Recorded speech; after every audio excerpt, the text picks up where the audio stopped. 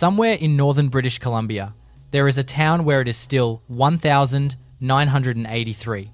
The houses still have furniture inside, the swimming pool still holds water, and the streetlights still work, but nobody has lived there for over 40 years. An Indian billionaire bought the entire town for $7 million, and he has kept it exactly as it was the day 1,200 people walked away. This place is called Kitsault. And Kitsault is not even the strangest abandoned place in Canada. Today, we are exploring 10 abandoned places in Canada that you probably have never heard of. We are not talking about ordinary ghost towns or old rural settlements. We are talking about towns swallowed by the earth, communities paid to disappear, places erased by corporations, and secret facilities where people were trained for covert operations. Canada has a lot of ghosts, and most of them are never talked about. Let's change that. Number 10 brings us to Port Radium in the Northwest Territories. Before anything else, you need to understand something important. The uranium ore that was used in the atomic bombs dropped on Hiroshima and Nagasaki was once carried by workers in the Canadian Arctic. They were never told it was dangerous. At its peak in the 1940s, the population here was around 300 people. Today, it is 0, and the site remains heavily contaminated with radiation.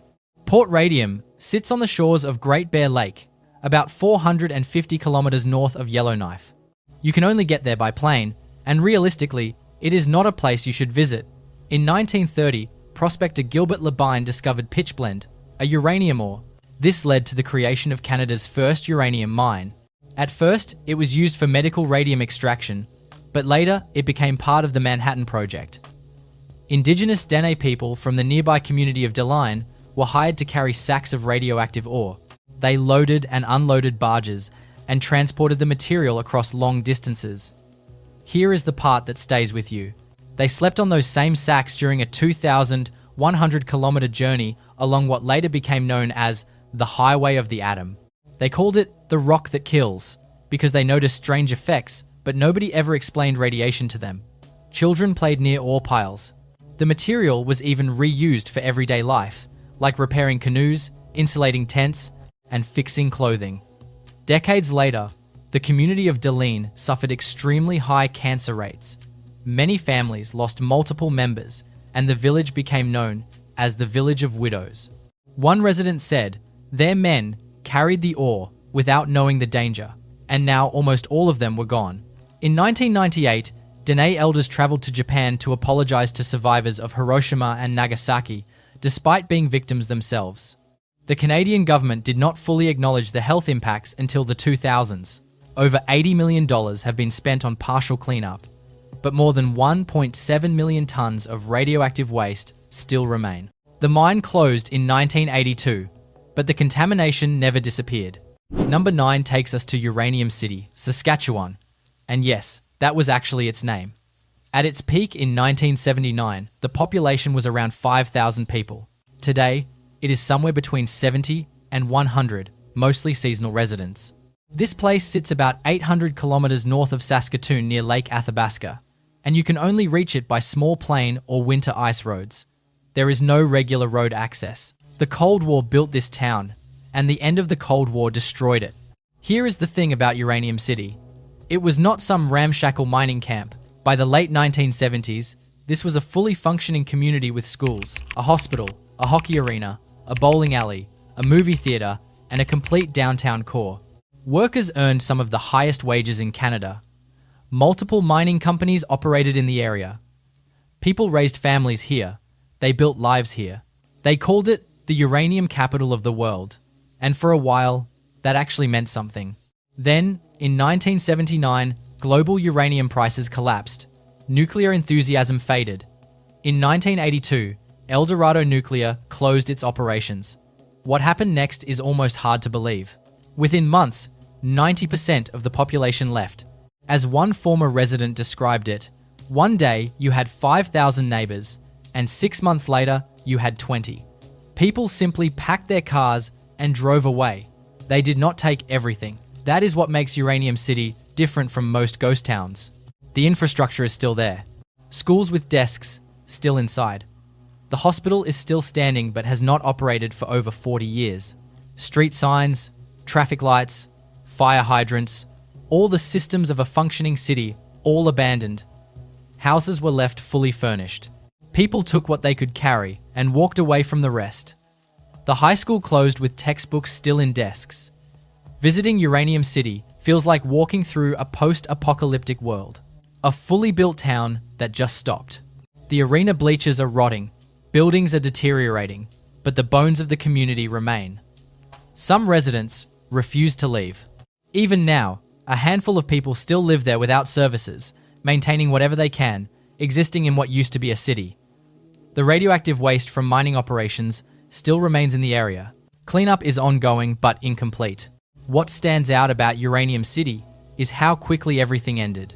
How a community of 5,000 people can simply vanish when the single industry that sustained them disappears.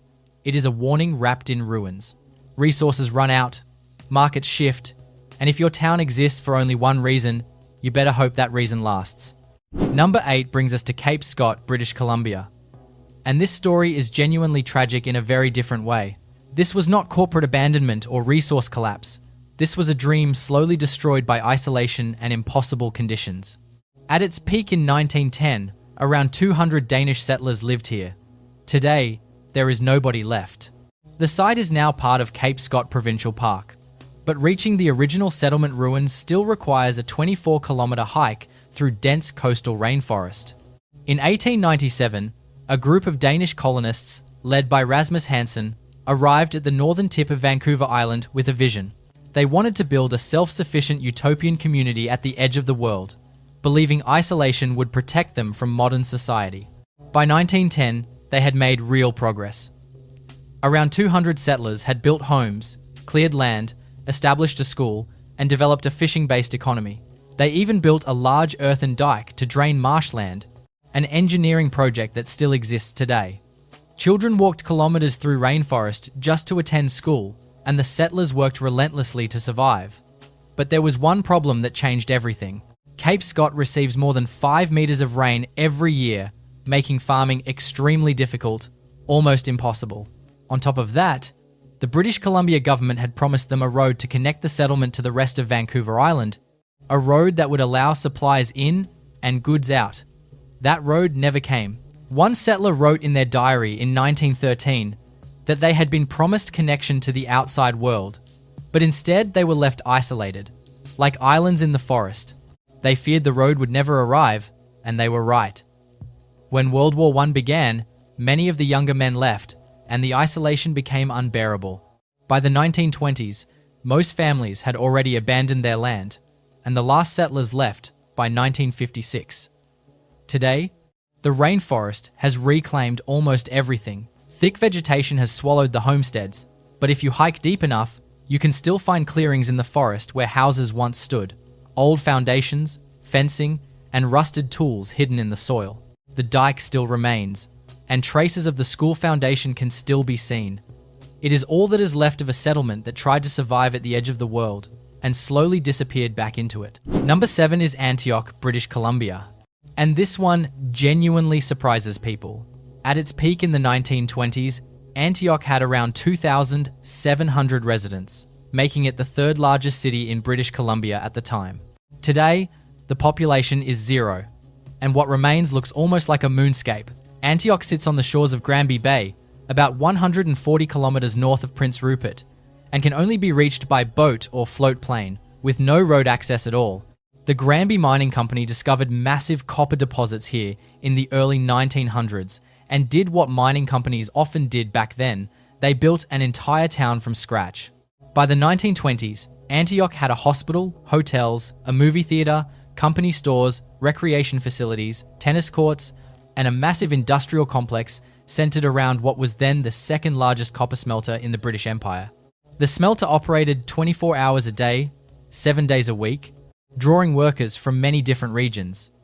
Japanese and Chinese laborers were housed in segregated areas, reflecting the social conditions of the time. The town even had a ski hill and a heated swimming pool, which seems almost surreal given its remote location.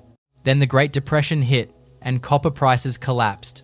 In 1935, Granby Mining shut down operations in Antioch completely, giving workers only 2 weeks to leave. As one former resident later recalled, when the final whistle blew, the entire town was in tears, and people had just days to pack what they could carry while everything else was left behind. The company removed anything valuable and abandoned the rest. Over the following decades, forest fires swept through the area multiple times, but the deeper impact came from the smelter itself. The constant emissions had already poisoned the land for kilometers in every direction. Vegetation died off, and the landscape slowly turned into a barren industrial wasteland. Even today, the environmental damage is still visible. The shoreline is covered in copper slag, a black sand-like waste material that came directly from industrial processing.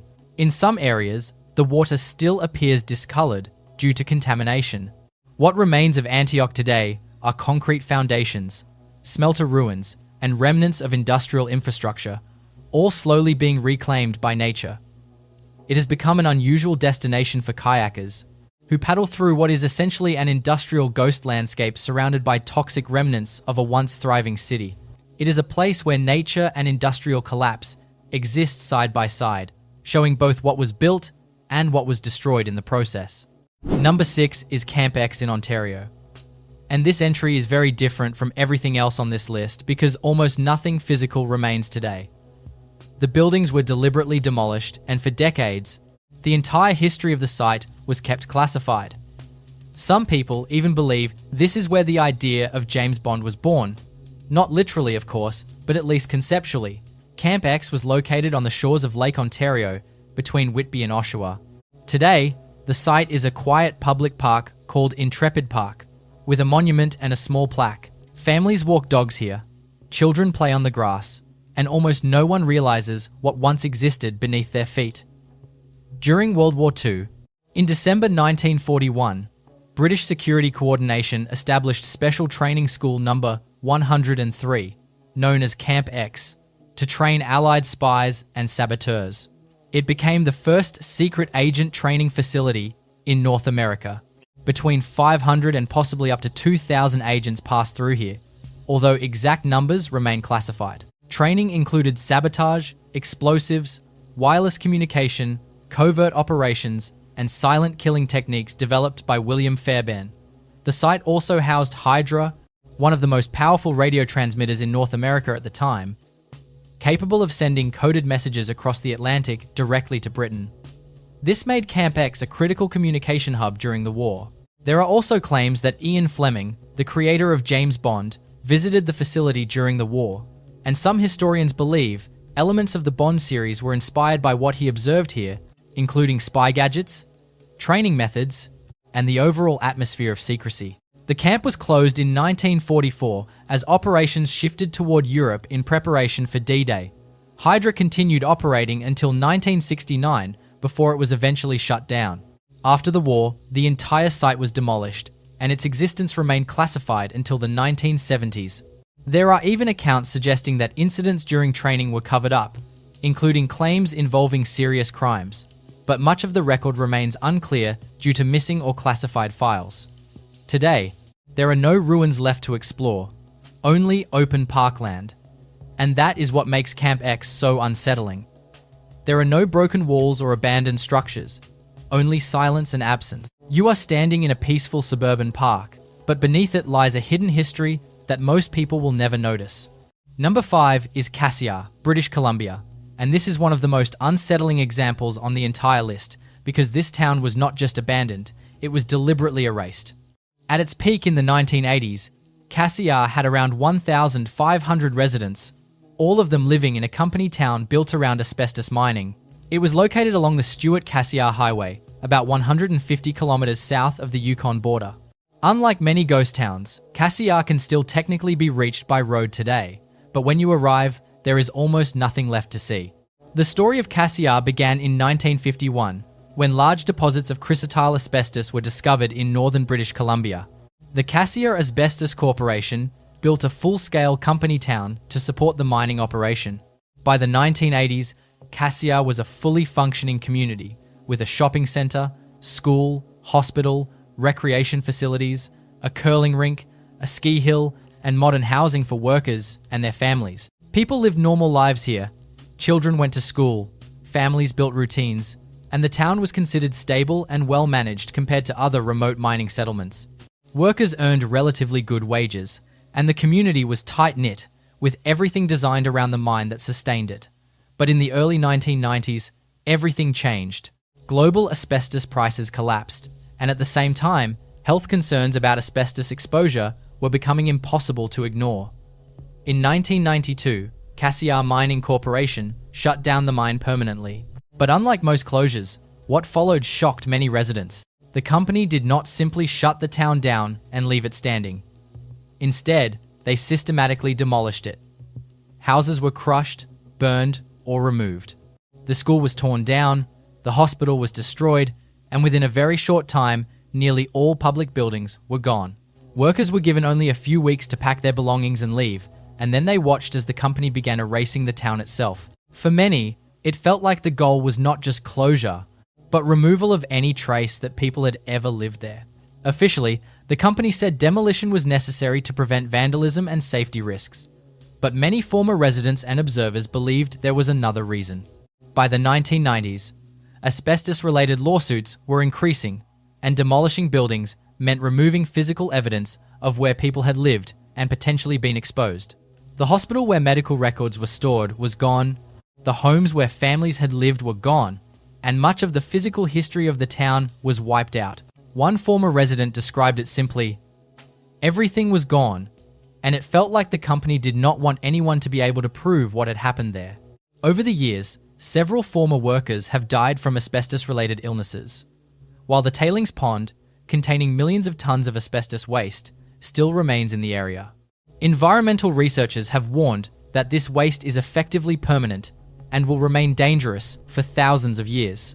Today, the Stuart-Cassiar Highway passes through what was once a living town of 1,500 people.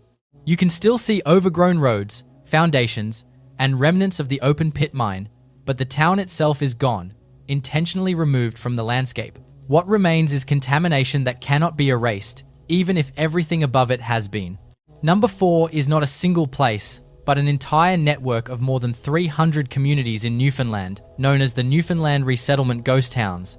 Altogether, over 28,000 people were relocated, and today the population of those communities is 0. For centuries, Newfoundlanders lived in small outport fishing villages scattered along thousands of kilometers of coastline.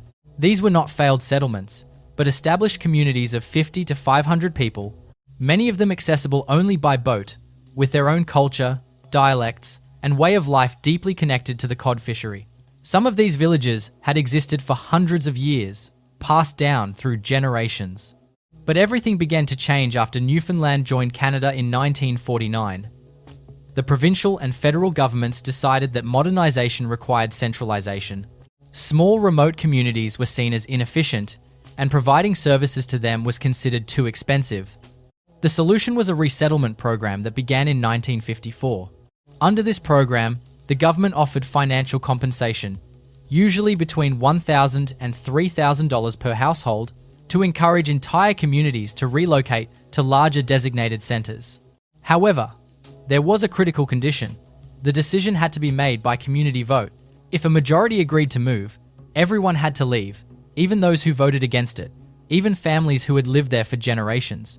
One survivor of the program later recalled that they were essentially paid to leave their home and told it was for their own good, yet decades later, they still dreamt about the house where they were born.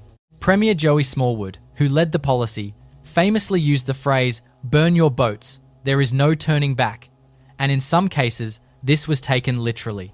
Some communities had buildings burned after relocation to prevent people from returning. In certain areas, entire houses were even floated across the water instead of being abandoned, showing how deeply people resisted leaving their land. The consequences were long-lasting. Traditional fishing knowledge declined rapidly within a single generation, dialects began to disappear, and entire cultural identities were broken apart. Today, more than 300 abandoned communities remain along the Newfoundland coastline. Some still have visible ruins, such as houses, churches, and fishing stages, while others have been completely reclaimed by forest and sea. Cemeteries often remain, with weathered gravestones still marking the names of families who once lived there. Access to these sites varies greatly, with some reachable by ATV, others only by boat, and some requiring long hikes through isolated terrain. Descendants of these communities still return during come-home events, gathering in the places where their ancestors once lived, trying to reconnect with a lost way of life. The sense of loss is still strong, as clearings in the forest and empty coastlines serve as reminders of entire communities that once thrived there. Even today, you can stand in these places and imagine the sound of daily life that has long since disappeared. Number 3 is the Gagetown Ghost Villages in New Brunswick, and this is one of the most overlooked and emotionally heavy cases in Canadian history. In total, 5 villages were affected, with around 800 people and more than 150 years of combined history completely erased. These were farming communities located along the Nerepis River Valley, where families had lived for generations, often on land passed down from great-grandparents. Churches had baptized entire generations, cemeteries held ancestors dating back to the early 1800s, and the communities were deeply rooted in the land. Then, during the Cold War in 1952, the Canadian military announced it needed around 1,100 square kilometers of land to create a large training base. The 5 villages were directly in the way. The expropriation process was extremely fast and deeply disruptive. Some families were given only weeks to leave farms that had been in their families for over a century. Compensation was minimal, in some cases as little as $3,000 for entire properties and livelihoods. Cemeteries were relocated, though not all graves were successfully moved, and churches were demolished. Houses were also burned deliberately, as part of military training exercises designed for fighting in built-up areas, known as fibue. One survivor recalled being just 12 years old when his family was told they had to leave.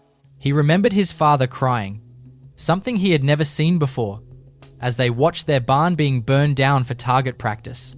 Today, the land is part of Canadian Forces Base Gagetown, the largest military training base in the Commonwealth. Inside the restricted area, remnants of the villages still exist, including overgrown roads, foundations, and fragments of buildings. Some structures are still standing and are used as training sites, where military exercises simulate combat scenarios in abandoned settlements. Tanks now move through areas that were once farmland and family homes. Descendants of those displaced formed the Gagetown Expropriation Association to seek recognition and acknowledgement of what happened. One representative stated that 5 communities were erased from the map and hundreds of people lost everything, including homes, churches, and ancestral graves. Occasional heritage visits are allowed for descendants, but access is highly restricted due to safety concerns, including unexploded ordnance in some areas. The villages now exist mostly in memory, with only faint physical traces remaining beneath layers of military use. What makes this story especially painful is that many of the people affected are still alive today.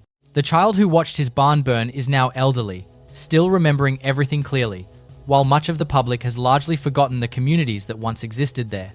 Number 2 is Saint-Jean-Vianney in Quebec, and this is one of the most sudden and devastating disasters in Canadian history. This town did not fade away over time. It was erased in less than a minute. At its peak, around 1,300 people lived here in 1971. But today, the population is 0 because the town no longer exists in any meaningful physical form. Saint-Jean-Vianney was a working-class suburb of Chicoutimi in the Saguenay region, located about 10 kilometers from the city. It was built on clay-rich soil above the Saguenay River in an area known as the Clay Belt, where ancient marine clay was deposited thousands of years ago when the region was covered by the Champlain Sea.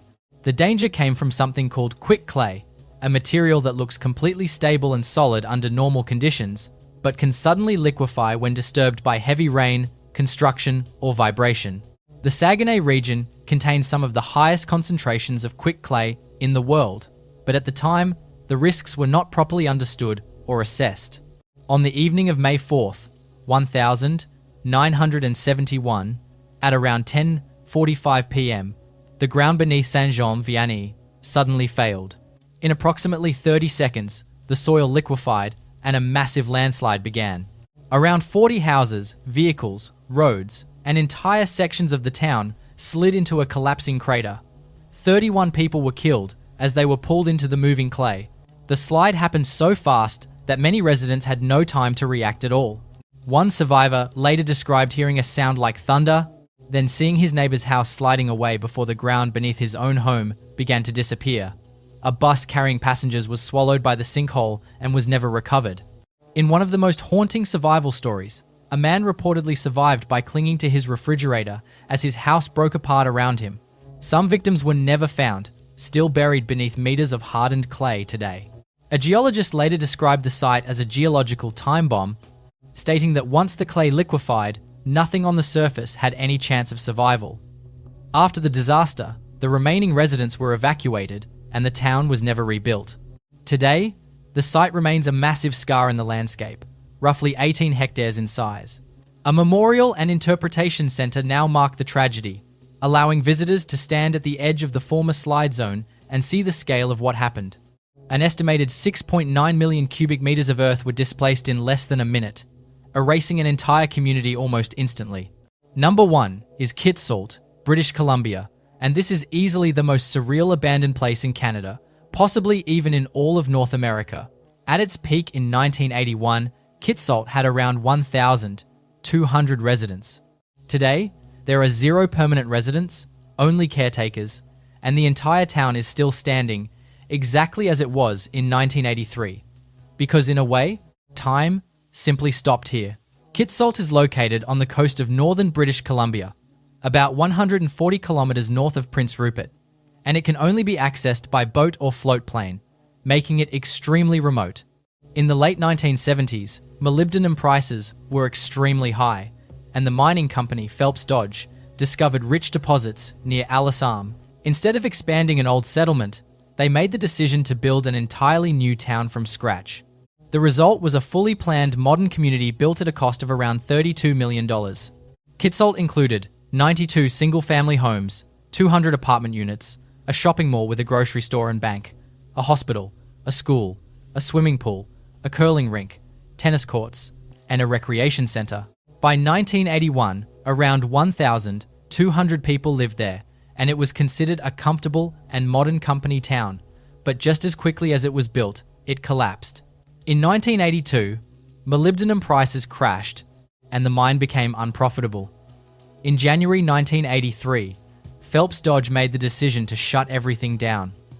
Residents were given only 90 days to leave the town. By April, Kitsault was completely empty. What makes Kitsault different from almost every other ghost town is how suddenly it was abandoned. People did not have time to take everything with them. Many left behind furniture, appliances, dishes, and personal belongings. One former resident later said that he packed what he could fit in his car and drove away, and that his couch was probably still sitting inside his old house. Decades later, in 2004, an Indian-American businessman named Krishnan Suthantharan purchased the entire town for approximately $7 million. Since then, he has maintained it carefully. The power remains on, and caretakers continue to look after the empty streets. Inside the houses, furniture is still in place, kitchens still contain dishes, and even televisions and appliances from 1983 remain untouched. Calendars on the walls still show dates from that year. The hospital still contains medical equipment, and some vehicles remain parked exactly where they were left over 40 years ago. One caretaker described walking through empty streets every day, where everything still works, but there are no people at all, calling it the strangest job imaginable. Over the years, there have been various ideas for what Kitsault could become, including a retirement community, a resort, a liquefied natural gas support town, or even a medical research facility, but none of these plans have ever been fully realized. Today, Kitsault remains frozen in time, fully intact but completely empty, preserved as a strange snapshot of a moment that ended more than 4 decades ago.